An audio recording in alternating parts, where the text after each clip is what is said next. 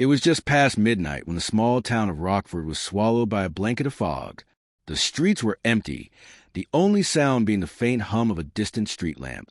Officer Daniels gripped the steering wheel, his eyes scanning the darkness. Beside him sat Rex, the department's most trusted K-9, a German shepherd with a reputation for sensing danger before it struck. They were supposed to be on a routine patrol, but Rex's restless shifting in the seat told Daniels something wasn't right. His ears stood rigid, eyes fixed on the shadowy silhouette of an abandoned construction site at the edge of town. Without warning, Rex let out a deep, guttural growl, the kind Daniels had learned never to ignore.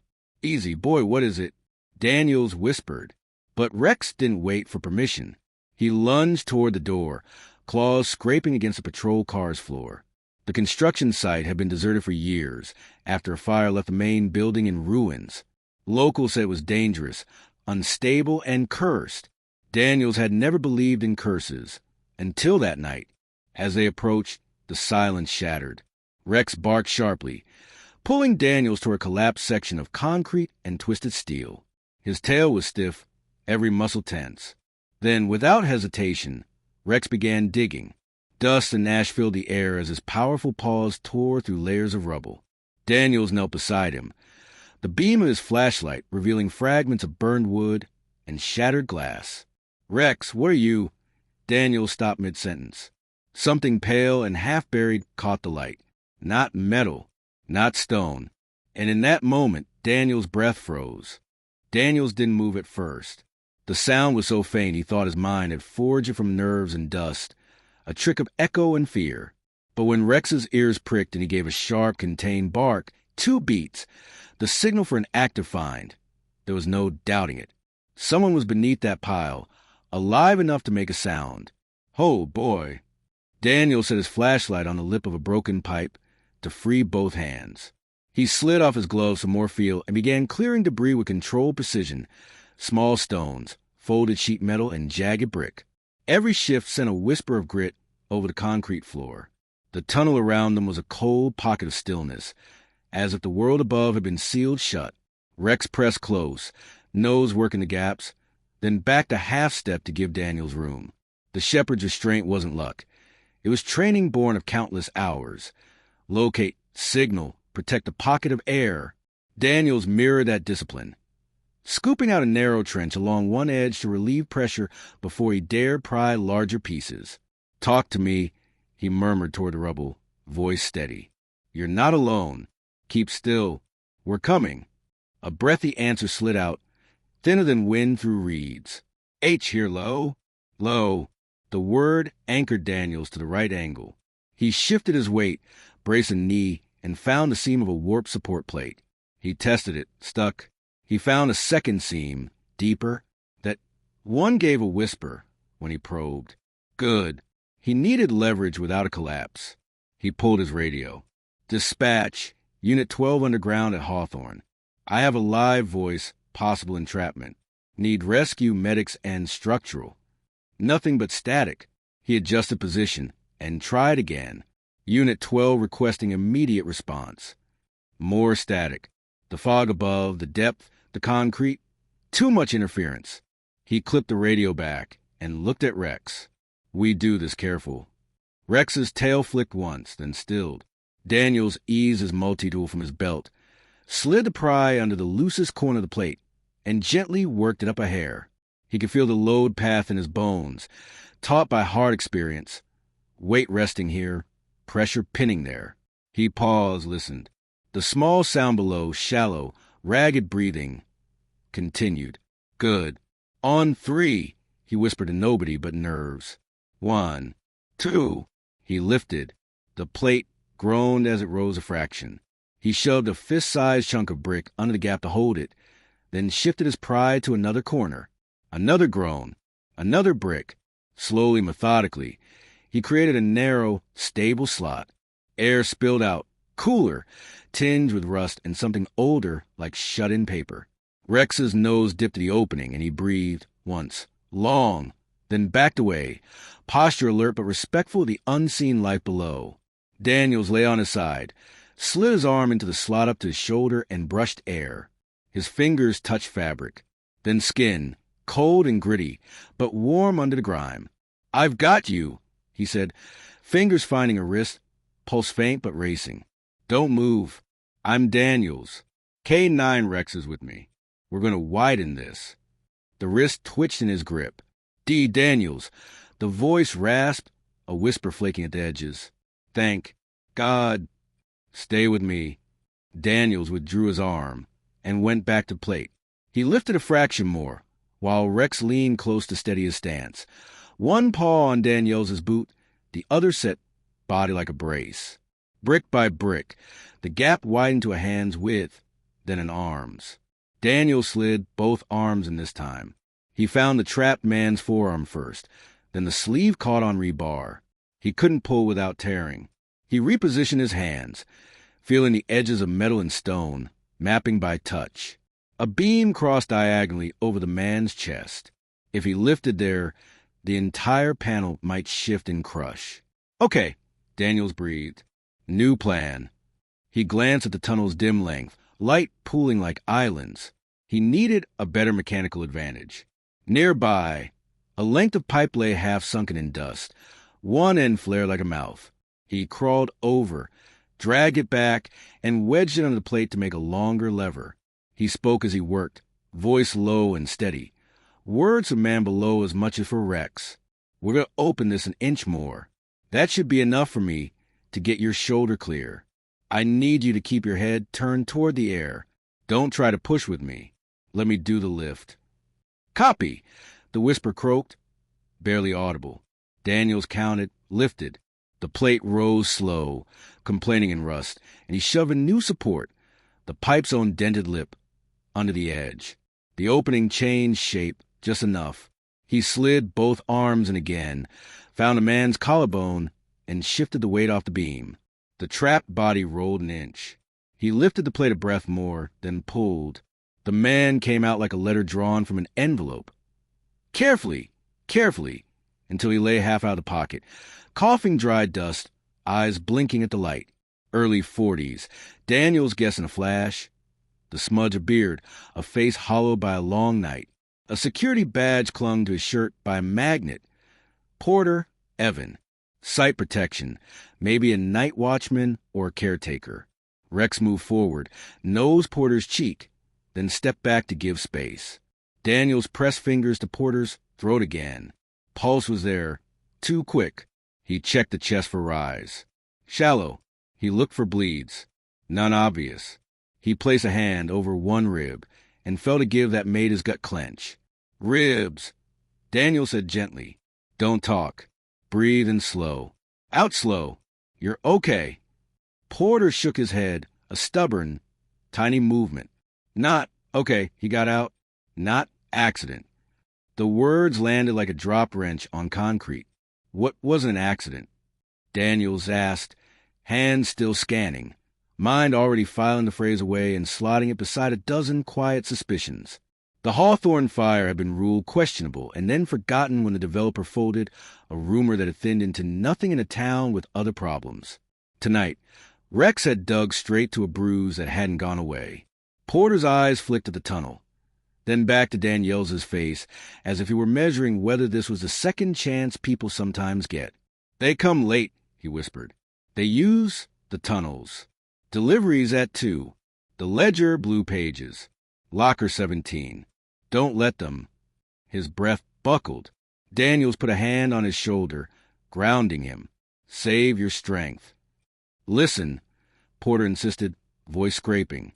"If they're here, you need to go. Not safe. The dog, keep him close." Daniels glanced down the tunnel again. The fog above had been weird enough. Now, down here, the silence felt too complete, the way a room feels just after someone leaves in a hurry. He found his radio once more, willed it to cut through, and finally, a thread of life. "Unit 12, repeat your last." He squeezed the transmit. "Dispatch, Unit 12. I have one live male, extricated. Rib injuries, possible shock, conscious. Unknown additional hazards. Signal is poor.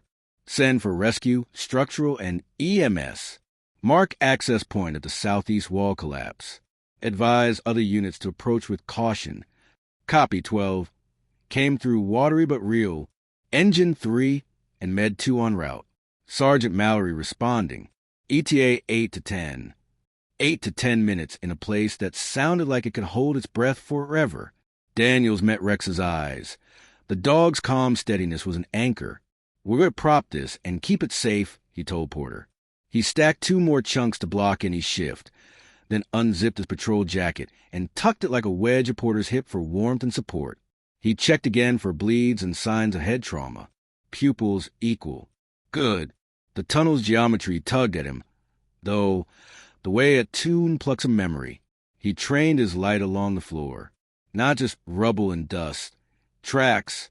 Not Dan Eels's boots or Rex's paws. Someone had been down here recently in lug-sole work boots. The pattern crisp. Toes turned inward as if carrying weight.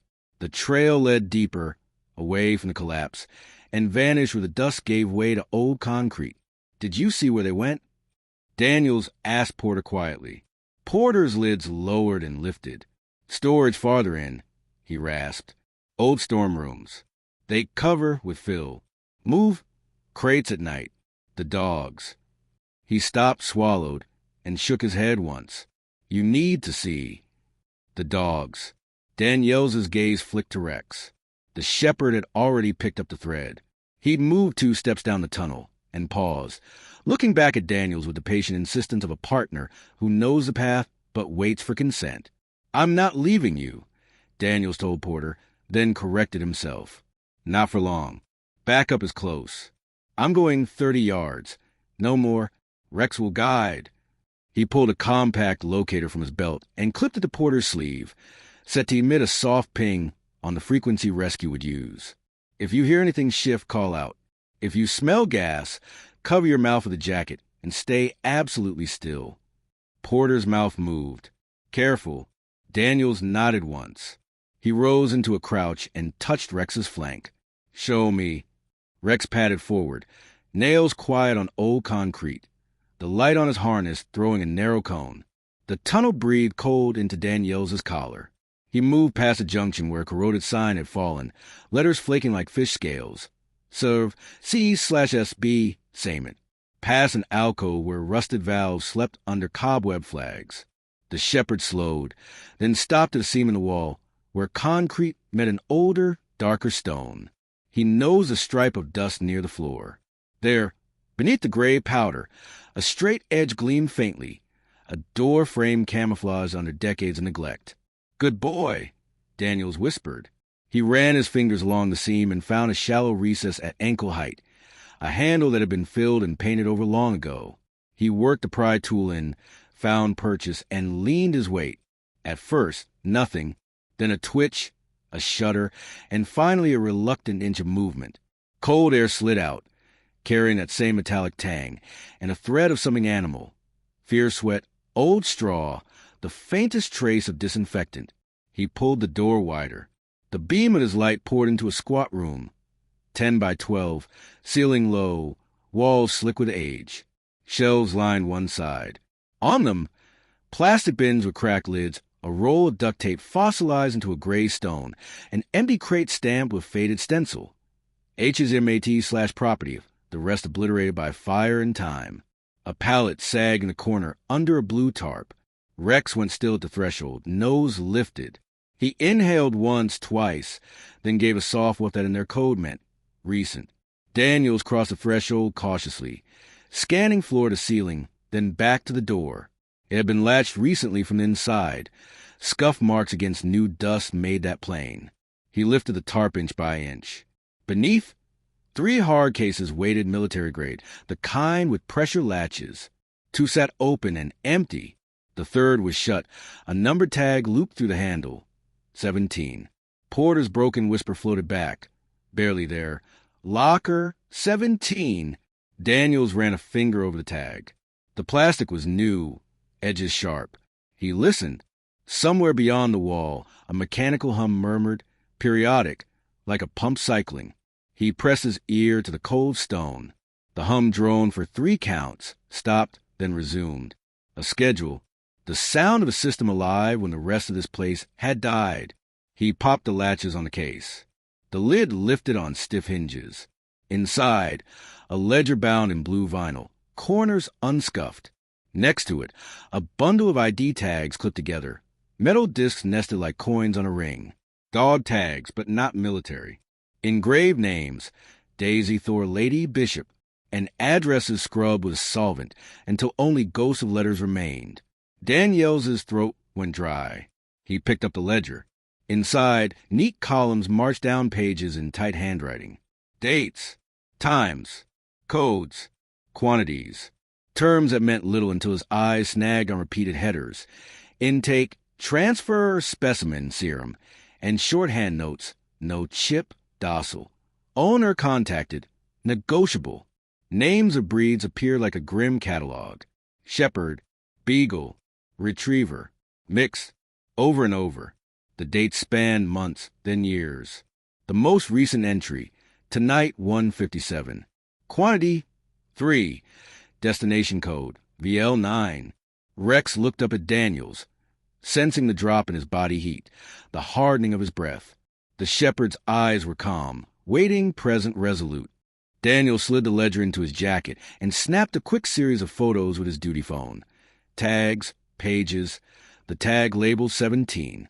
No signal meant no backup cloud, but the images lived now on silicon he wouldn't let out of his sight. He reached for the ring of dog tags and turned one. Bishop. He couldn't stop his mind from picturing a kid somewhere in Rockford scotch-taping a flyer to a telephone pole and whispering the name Bishop like a wish.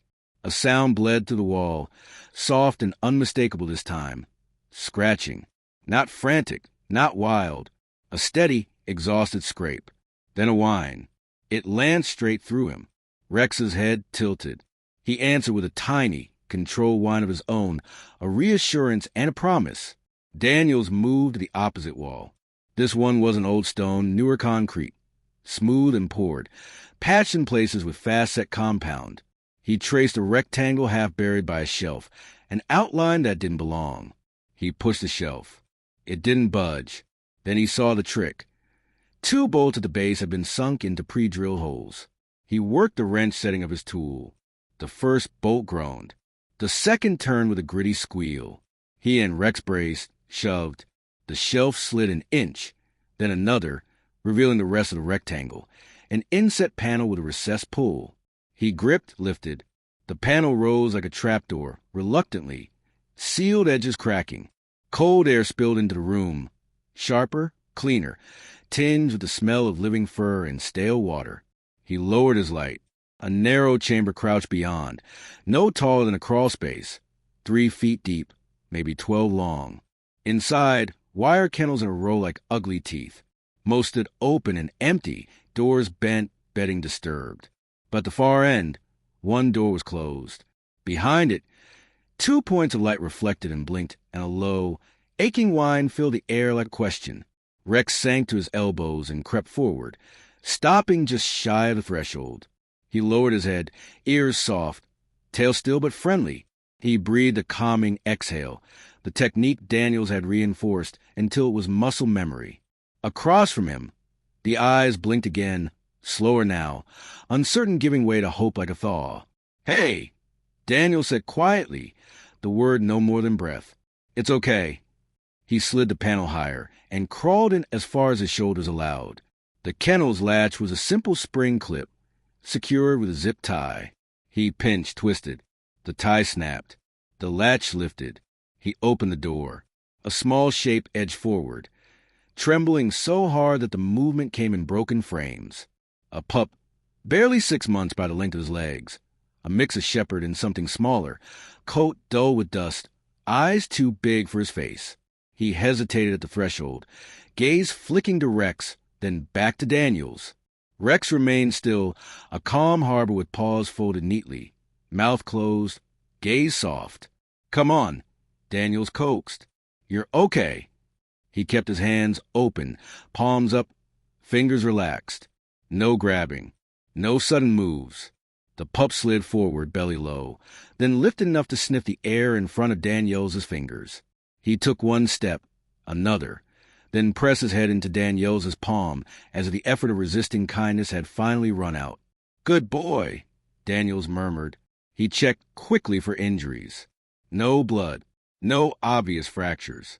A coarse collar hung from the pup's neck, too big by a hole or two. A tag dangled, Newton, followed by a number, erased to illegibility. A patch of hair on his foreleg was shaved with a faint puncture scab beneath. A vein draw. Testing. Or worse. Anger flared in Daniels, fast and hot, a living thing he'd learned to put on a leash. He attached the spare slip lead gently, guided the pup out, and handed the end to Rex. The shepherd took it, held it like a flag, and the pup's trembling eased a fraction as he tucked against Rex's shoulder instinctively, small body finding its answer in the larger one. From the tunnel behind them, Porter coughed. "You found it." "We found a somebody," Daniels called softly. "One pup. More spaces. We're not done." He slid his light across the other kennels. Empty, bedding matted in some, clean straw in others, a rotation. He picked up a plastic water bowl dried into a ring and a bag of kibble with a date stamp from last week. Activity, not nostalgia. And then he saw the second panel. This one in the back wall of the crawl space, smaller like a maintenance hatch. Fresh tool marks scored the screws. Scratch marks scored the paint from the inside. He held still. On the other side, the faint scrape came again. Then a noise that punched a hole in him he hadn't known was there. A soft, hoarse bark, only once, followed by silence loaded with waiting. Rex's ears snapped the sound. He didn't bark back. He looked at Daniels and then at the panel. A clear, precise language. "There." "I hear you," Daniels said to whatever waited beyond, meaning it with a clarity that surprised him. He backed out of crawl space, handed the pup's lead fully to Rex, and set his tool to the first screw. They were new, had slots sharp, turnable. He worked fast, listening for any hint of change in the tunnel beyond. The hiss of someone moving, the whisper of grit displaced. 2 screws. 3. The panel loosened. He propped his flashlight in the corner and got his fingers under the lip just as the 4th screw came free. The panel fell inward an inch. Cold air spilled again, and with it a richer smell of animals, straw, and antiseptic that made his teeth ache. He lifted the panel and aimed his light. This space was different, longer, with a low ceiling, and cages stacked 2 high along one wall. In the nearest, a beagle stared back with haggard hope, tail uncertain, eyes liquid with confusion. In the next, a golden retriever curled around 2 smaller bodies that lifted their heads to light. Pups, eyes clear but rims red. In the far cage, a scruffy terrier sat so still that for a second Daniels thought he was a toy, until the dog shivered once violently, like a wire plucked. Rex didn't move. He watched Daniels, the quiet pressure of his presence, saying what he always said when they crossed the line from discovery to rescue. Prioritize, sequence, stay present. Daniels triaged on instinct. The beagle was alert but stressed. The terrier's shiver worried him, shock edging toward collapse. The mother golden, and her pups were stable but required careful handling. He reached for a latch and stopped. Every cage door was zip-tied shut. He cursed softly, pulled his knife, and began snipping ties. 1, 2. He opened the beagle's door first. The dog hesitated, then scooted low and pressed against his leg, like a magnet finding its pole. He guided him out, clipped a spare lead on, and looped around an anchor hook he'd hastily screwed into his belt. He cut the next tie. The terrier didn't move until Daniel slid a hand under his chest. Then the small body melted against him as if its bones had turned to threads. Daniels cradled him, the heartbeat a hummingbird in his palm, and set him gently down beside Rex and the pup. Rex leaned his head, touched nose to nose, and the terrier's tremor eased a notch. Daniels went to the mother and pup's last. He spoke softly, palms open, and let her read him. She met his gaze, a measured assessment that felt almost human. When he reached for the latch, she only lowered her head, a small huff of breath leaving her like relief. He opened the door, slipped a lead for her, and waited as she eased out, one pup following, then the other, feet sliding on the smooth floor. He looked back at the space. 3 more cages farther down. One held a cat, unexpected, eyes like coins in the light. Two were empty, bedding fresh. He needed to clear the room, fast. Dispatch Unit 12, he tried again. Live animals located. Multiple. This is a criminal scene. Keep the media out of the tunnel entrance. Send animal control with carriers. Copy 12. Dispatch came, closer now. Mallory's 2 minutes. 2 minutes could be eternity or breath. Daniels herded the small group toward the outer room inch by inch, making a corral out of himself and Rex and the leashes, a moving pocket of safety edging toward the door. A sound bled in from the far end of the tunnel. Faint, like a boot toe scuffing concrete. He froze. Rex's head snapped up. The shepherd went from gentle anchor to silent sentinel in one breath, body tall, tail level, ears forward, mouth closed, focus sharpened to a blade. Daniels clicked off his flashlight and killed the panel light with a twist. Darkness came down like water. He crouched, one hand on the mother's lead, the other resting lightly on Rex's shoulder, feeling the dog's controlled readiness in his muscles. He waited, counting heartbeats. The sound came again, closer this time, then a pause long enough to be listening. He leaned with one shoulder to the shelf and eased it back into place, leaving just enough gap for air and sound to move but not light. He kept one eye to the crack. A shadow wavered at the turn of the tunnel, then resolved into the outline of a person. Small flashlight in a gloved hand. The beam danced over the rubble, and the plate he'd propped and paused on the gap he'd widened. The figure bent. A second light flicked on farther back, sweeping the floor for tracks. Voices came in whispers, one high and tight, one low and flat. Not supposed to be this soon. He always moves times. Quiet. What if someone's here? Then we do what we do. Danielle's skin prickled. He could picture Porter on the floor behind him, breath shallow. The animals pressed close, a trembling wall of life. He thought of the ledger in his jacket, the names in cold columns, the weight of the tags in his pocket. Rex's body slid tighter against his knee. Not fear, containment. Daniels breathed once, slow, opening a small door inside himself where panic had no key. He leaned to the gap and whispered into the dark, almost without sound. Rex, hold. The shepherd stayed rock still, the definition of control. A flare of white light flooded the tunnel as someone's beam swung wide. It washed over the door, seemed to the storage room, and then moved on.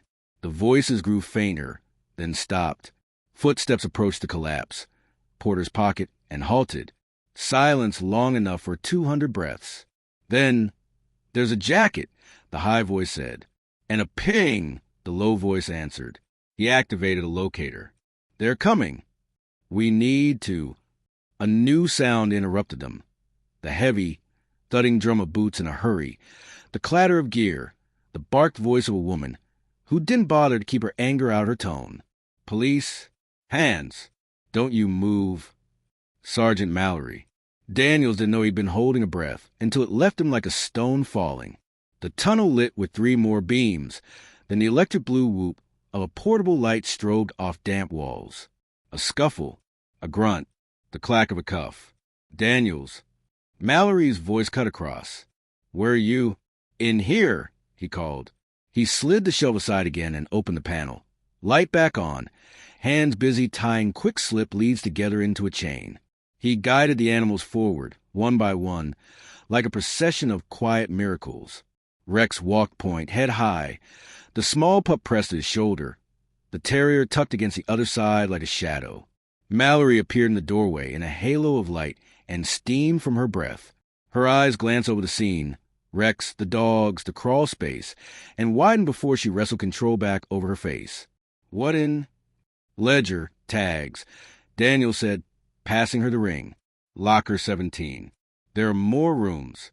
Porter's in the tunnel, ribs likely broken, conscious, talking. He said the fire wasn't an accident." Mallory's jaw set. Behind her, 2 officers held a man each in cuffs, both in work boots, dark clothes powder gray. The high voice one stared at the animals like they were ghosts come to testify. The low voice one stared at Rex and looked away first. "Meds here," Mallory said. "Engine 3 is stabilizing the upper collapse." Animal control is staging. Give me the Reader's Digest. Daniels pointed. Panel, cases, the inner hatch. They built a false wall, using old storm rooms as kennels. Entries in the ledger up to 2 this morning. Codes, probably destinations. Pump noise behind the far wall. There's more. This place is bigger than tonight. Mallory's gaze went flinty. Copy. She turned to an officer. Tape everything. No steps without photos. You! Hold those two and Mirandize them again, louder this time. And somebody find whoever authorized this site to sit like this for years. The small pup made a soft noise, a hiccup of a whine, and looked up at Daniels. The kind of look that isn't a plea exactly, more an inventory whether the world has shifted safe side. Daniels patted his head once, light, then past the lead's animal control techs who slid in with carriers, eyes damp despite professional hands. Porter was already on a backboard when Daniels returned to the tunnel.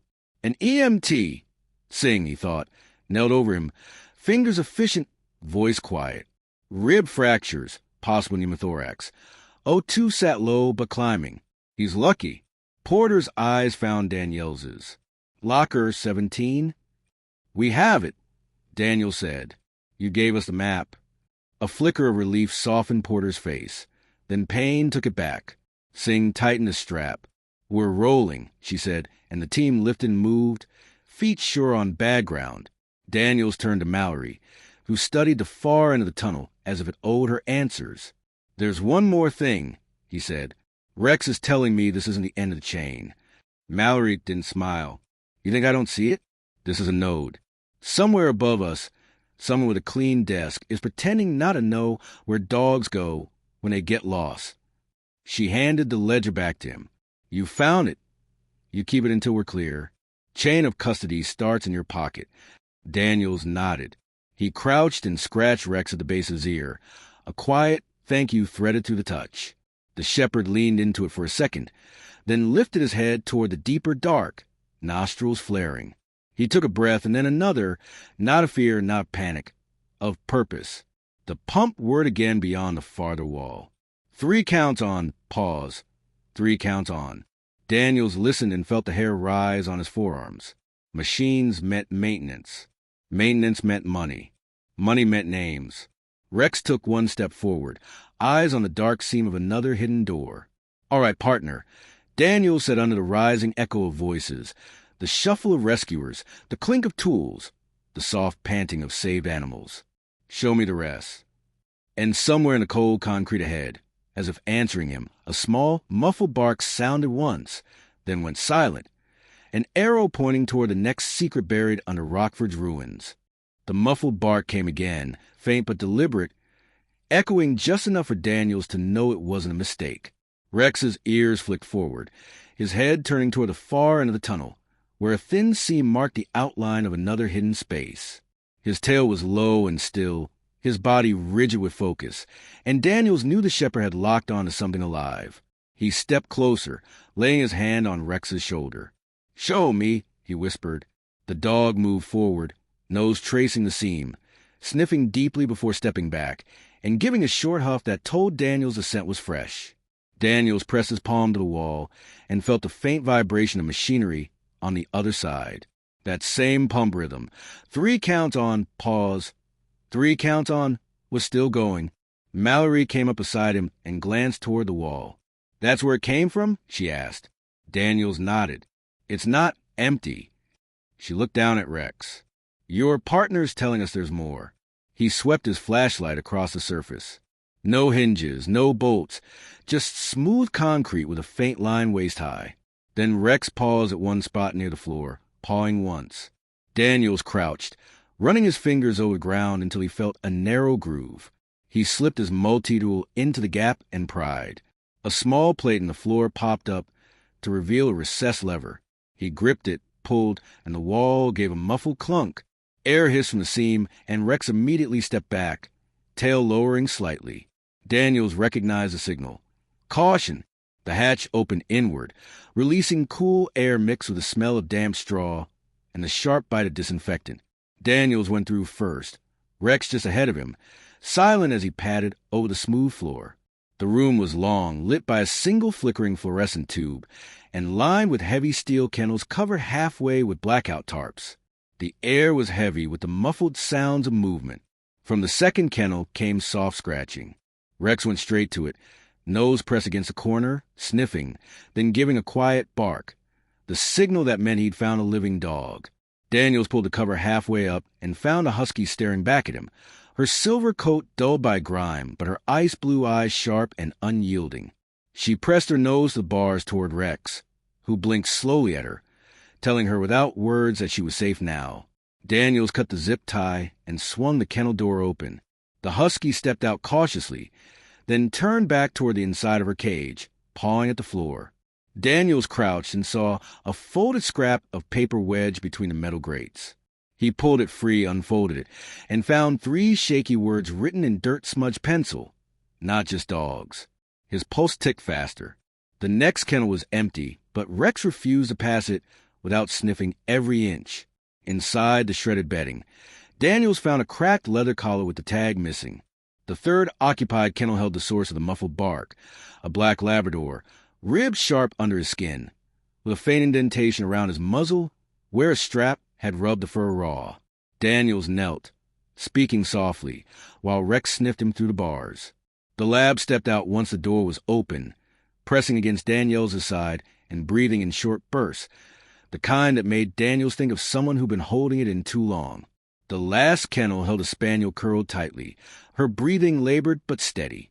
Daniels coaxed her out gently and passed her to an animal control tech waiting near the entrance. Mallory kept watch, her jaw tight, as more rescue dogs were led away. Rex, however, wasn't finished. He moved to the far end of the room and began tracing the wall with his nose, stopping at a perfect rectangle of surface. He pawed once at the corner. Daniels ran his hands along it and felt a faint flow of air. It was another door, this one hidden without any obvious release. He searched until he found a recessed catch in the baseboard and pressed it. A magnetic latch clicked, and the panel swung open, revealing a narrow stairwell leading down. The smell hit instantly, sharper now, stronger, a mix of animals, damp earth, and that same chemical tang. Mallory stepped up behind him. "We should wait for hazard," she said, but Daniel shook his head. If there are dogs down there, waiting could cost lives.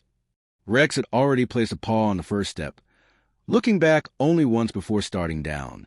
The stairs ended in a basement carved from old stone, the walls damp and the air thick. Makeshift pens lined the floor, cobbled together from scrap wood and fencing. Inside them were dogs. Dozens. Some lay too weak to move, others paced in tight, anxious circles. In one pen, a collie pressed herself flat against the fence, eyes locked on the new arrivals. In another, a boxer stood protectively over a litter of tiny pups, her gaze fierce but tired. In the far corner was a massive mastiff, head lowered, eyes fixed on Rex. Daniels watched as the two locked eyes. The mastiff rose slowly, approached the fence, and lowered his head until it touched nose to nose with Rex. His tail moved once before going still again. Daniels started moving toward the pens, but his eyes caught something else, a small control panel half hidden behind a tarp on the wall. A digital timer glowed, its red numbers steadily counting down. 02:14, 02:13, 2:12. His gut clenched. Mallory's voice sharpened. "What is that?" Daniels shook his head. "No idea, but whatever it's for, it's not good." The pump's hum in the distance seemed louder now, matched to the beat of the countdown. Rex pressed against Daniels' leg, the way he always did when he sensed danger. Daniels pulled his multi-tool and moved quickly to the panel, looking for a way to shut it off. The casing was bolted tight, and prying it open would take time they didn't have. Less than 2 minutes. Daniels said, "We get the dogs out first." He worked fast, cutting the zip ties on the pen doors. The collie bolted forward, then stopped and pressed her head to his leg. He guided her toward the stairs where 2 animal control techs waited. The boxer hesitated, looking between Daniels and her pups, but followed once she saw Rex standing at the opening. One by one, the pens emptied, weak legs, hopeful eyes, some limping, some bounding despite their thin frames. Rex returned to the mastiff's pen last. The huge dog stepped out slowly, his movements deliberate, as if he understood the gravity of the moment. Daniels clipped a spare lead to his collar and passed him to Rex's side. The shepherd and the mastiff moved in sync, two veterans walking into whatever came next. The timer was under 30 seconds now. Daniels gave the room one last scan, eyes catching on a locked metal crate shoved under a workbench. He dropped his knees, snapped the latch, and opened it. Inside was a trembling bundle of fur, another puppy, barely old enough to be weaned, with wide, frightened eyes. Daniels scooped him up, tucking him under one arm as he ran for stairs. The beeping from the panel quickened, high and sharp, echoing up the stairwell. Daniels shoved the last dog to the hatch and followed, Rex right behind him. The moment they cleared the hidden chamber, a heavy metallic clang echoed below, followed by a hiss and the deep, unsettling rumble of machinery shifting into another mode. Whatever the countdown had triggered, they were now on the other side of it, and Daniels knew that meant they had just gotten out in time. He met Mallory's eyes as the rescued dogs were hustled toward safety. "That note we found," he said, his voice low. "Not just dogs." She nodded grimly. "We'll find out what else they've been keeping down there. But for tonight." Her gaze flicked to Rex, standing steady amid the rescued animals, his eyes on the tunnel's dark end. "You and your partner just bought them a second chance." Rex didn't relax. His head stayed high, ears tuned to the silence beyond the walls. Because he knew, and Daniels knew too, that the real hunt wasn't over yet. Daniels could still hear the sound in his head, the quickening beep of the timer, the clang of metal, and that hollow hiss that came from deep within the stone. It clung to the walls of the tunnel, a reminder that they hadn't shut anything down, only escaped it. The dogs were being moved out in groups, each one guided by animal control techs through the rubble path to the surface. Rex stayed close, weaving between them like a quiet sentinel, checking every pen and kennel once more before following the last group toward daylight. Above ground, the fog was still heavy, the air biting cold. The rescued animals were lined in a makeshift holding area, some in carriers, others wrapped in blankets on the grass. The husky lay with her head on her paws, eyes fixed on the tunnel entrance. The mastiff stood near the edge of the group, unmoving, watching every face that passed. Newton, the young pup Rex had found first, refused to leave his shepherd's side, his small frame pressed against Rex's leg as if afraid the ground itself might swallow him again. Mallory was already on her radio, issuing clipped orders to secure the site. Her voice carried the same edge Daniels had heard in the basement, a controlled anger. When she spotted him, she nodded once toward the dogs. "Get them loaded for transport to the shelter. We got med checks set up there. Then lower so no one else could hear. And don't let that ledger out of your sight." Daniels tapped his jacket pocket where it rested. "It stays with me." As he moved toward the transport vans, the husky suddenly stood, ears pricked.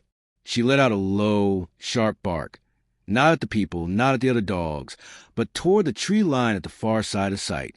Rex froze, head snapping in the same direction, his body shifting instantly into alert. Daniels followed their gaze. Through the fog, he thought he saw movement, a shadow slipping between the trees. Rex stepped forward, muscles coiled, but Daniels raised a hand. "Hold." The shadow was gone as quickly as it had appeared. Still, the timing was too clean to ignore. Whoever it was had waited until the chaos of the rescue to get close, and now they were gone, melting into the mist. The husky kept watching the trees, a faint rumble in her chest. Daniels crouched beside her, running a hand down her side. She was tense, her fur bristling along her spine. "You know something, don't you?" he murmured. Her gaze stayed locked on the trees. He loaded her into one of the vans, but made a note in his head. She was coming back into the investigation later. Dogs remembered scents long after humans forgot. Once the last of the dogs were loaded, Daniels turned back toward the tunnel. He didn't like leaving anything unfinished, and the sealed door in the basement wasn't going to leave his mind until he knew what was behind it. Mallory was already organizing a hazard entry team, but they'd need hours to do it by the book. Hours meant whoever was running this place could come back and clean up. Porter was being loaded into an ambulance, oxygen mask in place. He caught Danielle's eye and lifted one hand weakly. Daniel stepped closer. "You did good tonight," he said. Porter shook his head. "Not over," he rasped. His eyes shifted toward the vans carrying the dogs. "Ledger, names all linked. Not just here." Daniels frowned. "Other sites." Porter nodded once, the movement costing him. "Tunnels, network, city to city. They move fast." The ambulance doors closed, but the weight of the words stayed with him. If Porter was right, the basement wasn't just a local operation. It was a node in something far larger. By the time the hazard team was ready, Daniels had already convinced Mallory to let him and Rex lead them back down. The air in the tunnel felt heavier now, the silence almost unnatural after the earlier noise of barking and boots. Rex moved ahead, his harness light sweeping over the uneven floor. When they reached the basement, the timer on the control panel was dark, the screen blank. Daniels didn't trust it. He stayed low, watching Rex's body language. The shepherd sniffed the air near the sealed door, then backed away a step, tail straight. It was his way of saying they were sent on the other side. But it wasn't just dogs this time. The hazard techs set up their breaching tools, cutting through the metal edges of the panel. Sparks lit the stone as the grinder bit into it. The smell of scorched metal mixed with the chemical tang already in the room. Finally, with a metallic groan, the door gave way. Cold air rushed out, dense and stale. Daniel stepped in first, flashlight beam cutting through the dark. The room beyond was smaller than he expected, no more than 10 by 8 feet, with low ceilings and no kennels. Instead, metal shelves lined the walls, stacked with plastic crates identical to the military-style cases from Locker 17. Most were closed and labeled with alphanumeric codes. Rex moved to one of the shelves, nose brushing against a crate marked VL9, the same code from the last ledger entry. He sniffed once, then turned his head sharply, sneezing as if the scent burned. Daniels crouched and unlatched the crate.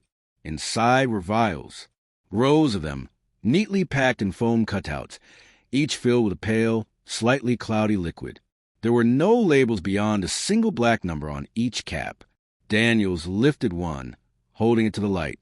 The liquid clung to the glass more thickly than water. Mallory stepped in behind him. "What is it?" He shook his head. "Not something I've seen before." But his gut told him it was tied to the missing dogs, and maybe that note. Not just dogs. They opened another crate. This one didn't hold vials. Instead, it was filled with collars, each with a tag still attached. Names engraved in neat letters. Scout, Bella, Ranger, Max, dozens of them. Some were clean, others worn. Daniels felt a cold anger settle in his chest. Whoever ran this place was keeping trophies.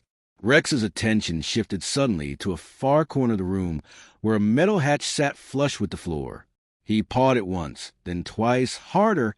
Daniels moved to it, found the latch, and pulled. The hatch creaked open to reveal a vertical shaft leading down into blackness. The smell from below was unmistakable now. Animals. And something else underneath. Something sharper. The hazard team was about to drop a camera down when the sound came. Faint, but real, a whimper, drawn out, followed by the scrape of claws on metal. Rex's body went still, every nerve in him pointed at that sound. Daniels felt it too, deep in his chest. "I'm going down," he said. Mallory opened her mouth to argue, but one look at Rex stopped her. They rigged a harness and lowered the shepherd first. Then Daniels followed, the rope humming under their combined weight. The shaft ended in another narrow tunnel, colder than any they'd been in yet. The walls were slick stone, and the floor sloped slightly downward. Rex moved ahead, his paws silent, his nose tracking something just beyond the flashlight beam. After 20 yards, the tunnel opened into a chamber. It was unlike the others. No pens, no crates. Just a single reinforced cage in the center, big enough to hold a small car. Inside was a single dog. She was an older German shepherd, her coat grizzled with age, her eyes clouded but still sharp enough to lock onto Rex the second she saw him. She stood slowly, limping slightly, and moved toward the bars. Rex stopped 3 feet away, lowering his head in a slow, deliberate greeting.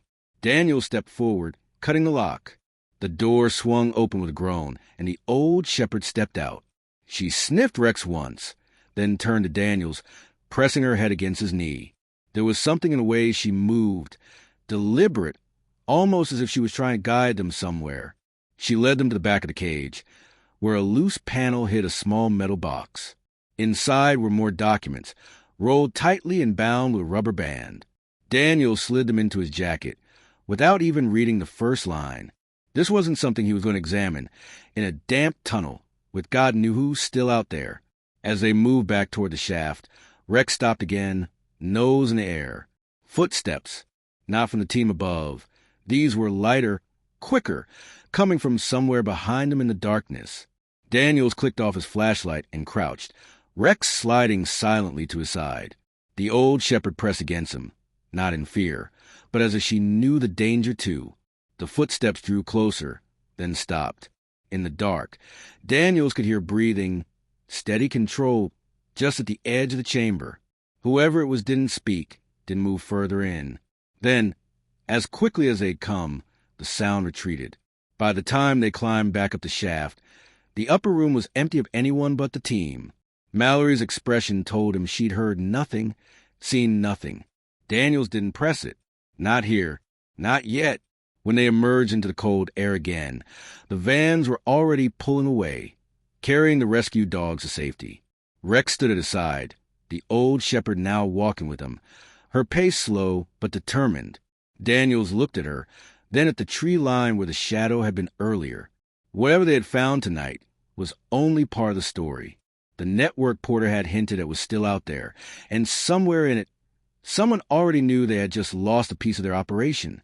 And if the look in Rex's eyes was any sign, he was ready to hunt until they found the rest. That night, Daniels didn't sleep. The images replayed every time he closed his eyes. The crates of vials, the collars, the timer. The old shepherd's clouded eyes meeting Rex's like they shared a secret he couldn't yet read. Porter's words about a network, city to city, gnawed at him like a stone in his boot. By morning, the rescued dogs were settled at the shelter under constant veterinary care. Newton had been cleaned, fed, and wrapped in a soft blanket. The beagle, terrier, and spaniel rested in a row of kennels, already responding to gentle voices. The husky still paced, pausing only to look toward the shelter's door, as if waiting for someone who hadn't come yet. The mastiff sat quietly in his pen, but his eyes stayed fixed on Rex whenever the shepherd passed. The old shepherd was different. She hadn't let herself relax, even in the quiet. Her eyes followed every movement in the room, especially Danielle's. When he leaned against her pen, she would come forward, touch her nose to his hand, and then look toward the door. It wasn't random. It was a message. Daniel signed her out under his custody, knowing she wasn't going to give him peace until she'd finished whatever mission had kept her alive in that underground cage. Rex accepted her presence without question, walking beside her as they left the shelter. Newton, small and persistent, trotted at Rex's other side. Back at his desk, Daniel spread the ledger pages on the table. The blue vinyl cover from locker 17 lay beside the rolled papers the old shepherd had led him to. Inside were maps, old sewer and service tunnel diagrams, marked with red circles and dates. The circles stretched beyond Rockford, touching nearby cities and towns. Beside each was a 2-letter code matching entries in a ledger. He called Mallory in. She studied the maps, her expression darkening with every mark she traced. "This isn't just a smuggling route," she said. "It's a supply chain. Dogs in, something else out." Daniels nodded. "And the vials are part of it." Mallory tapped one of the dates. "This one's tonight. 2 towns over." She looked at him, the decision already made. "We're not waiting for a task force. We go now." They geared up quietly, no official dispatch, just 2 unmarked vehicles and a small team Mallory trusted. Daniels brought Rex, the old shepherd, and Newton. It wasn't standard procedure, but instinct told him they needed every nose they could get. The target site was an abandoned grain warehouse on the edge of a rural road. Its windows were boarded, but a faint glow leaked from cracks in the siding. They parked a quarter-mile away, approaching on foot. The night was cold, the air sharp in Danielle's lungs. Rex stopped suddenly, head lifting, his ears tilted forward, and he looked back at Daniels with the silent alert that meant he'd caught a scent worth noting. The old shepherd froze beside him, her gaze fixed on the warehouse. Newton stayed pressed against Rex's leg, too green to know the patterns yet, but trusting the older dogs completely. They reached the side entrance. Mallory's team fanned out, 2 covering the front, 2 more slipping to the rear. Daniels knelt, letting Rex sniff the narrow gap under the door. The shepherd's body stiffened, tail lowering. The old shepherd joined him, inhaled once, and let out a deep, low growl, so soft it was almost a rumble through the floor. Inside, faint noises drifted out. Footsteps, the scrape of metal, a door closing. Mallory nodded to the breacher. The door swung open silently, and they slipped inside. The smell hit first, animals, disinfectant, and that chemical tang again. The interior was divided into makeshift rooms by plywood walls. They moved through the first space, finding it empty but for stacks of empty crates identical to the ones in the tunnel. From the next room came a sound that froze Daniel's mid-step, a soft, muffled bark. Rex's head snapped toward it, ears high. The old shepherd stepped forward, limping but determined. They pushed into the room. It was a holding area. 6 kennels, each with a dog inside. Some looked newly taken, their collars still on, tags swinging. One kennel held a golden retriever pup curled in a blanket, too clean to be accidental. Another had a young husky, blue eyes flashing in fear, looking almost like the one from the tunnel. Daniels moved to release them, but the old shepherd stopped him with a paw against his leg, then turned her head toward the far wall. There, a heavy door with a keypad lock stood closed. Mallory's voice came over comms. "We've got movement on the south side. 2 people leaving fast." Daniels got told him what was behind. That door was more important than the runners. "Take them alive if you can," he told her. "We're going in." The keypad was old, the numbers worn. Daniels guessed the code and the fingerprints left in dust. For -7-2-9, and the lock clicked open. The door swung inward to reveal a cold room lined with steel counters. On them, more vials. Beside them, files, open with photographs clipped inside. Not just dogs. Cats, horses, even wolves. Each with medical charts, weight records, and notes in that same precise handwriting. At the far end of the room, a large crate sat under a tarp. Daniels pulled it back. Inside, sedated and strapped for transport, was another German shepherd, male younger, his build eerily similar to Rex's. His chest rose and fell slowly, the breath of deep sedation. Rex approached and sniffed him, then turned back to Daniels with an intensity that left no doubt. This was personal. A sound from the doorway spun Daniels around. One of the runners had doubled back, a thin man with sharp eyes and no weapon in sight. But he didn't look afraid. He looked smug. "You don't know what you've walked into," the man said. "These animals are worth more than—" Rex moved before Daniels could stop him, stepping between them, his presence alone enough to halt the man mid-sentence. The old shepherd joined him, both dogs standing like a wall. Mallory appeared behind a man, cuffs already in hand. "Save it for the interview room," she said, dragging him out. They secured the site, loaded the animals for transport, and packed every file, vial, and crate into evidence vans. But as they left, Daniels noticed something. The old shepherd wasn't watching the warehouse anymore. She was watching Newton. Back at the shelter, after the chaos settled, Daniels finally understood. When Newton lay down in the pen beside her, the old shepherd lowered herself slowly and curled her body around him. He fit perfectly against her chest. She wasn't just a survivor from a network. She was his mother. The realization landed like a weight in Danielle's chest. She led them through every step, endured every dark space, just to find him. And now that she had, her body finally relaxed, her eyes closing for the first time since he'd seen her. Rex sat a few feet away, watching them with the quiet satisfaction of a job finished, for now. Daniels knew there were more tunnels, more crates, more codes to follow. The network was still out there, and they'd only cut one thread from its web. But tonight, there was one family back together, and a room full of dogs sleeping in safety instead of silence. And as Daniels turned off the shelter lights, Rex rose, stretched, and patted Odalai beside the old shepherd and her pup. The three of them, veteran, survivor, and the young life saved, settled into the kind of sleep only the safe can have. Somewhere out there, the people who'd built the network were regrouping. But when they came again, Daniels knew they'd have to get past Rex first.